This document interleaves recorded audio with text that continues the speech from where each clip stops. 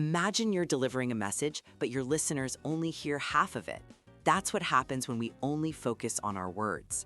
The surprising truth is, more than half of what people understand from you comes from your body language. If you say, "I'm excited," while your shoulders are slumped and you're staring at the floor, nobody will believe you. Your body has to match your message. The connection starts with your eyes. Think of eye contact as the glue holding your audience's attention. Don't just stare at one person.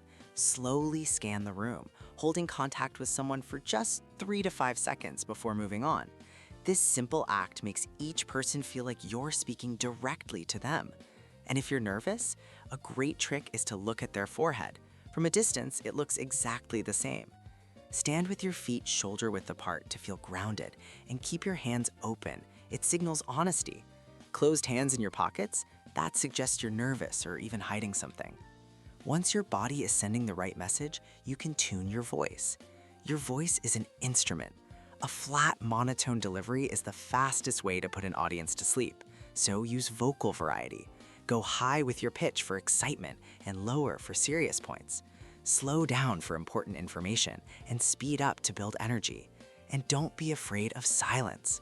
A 2-second pause after a big idea gives it power and lets it sink in for your audience.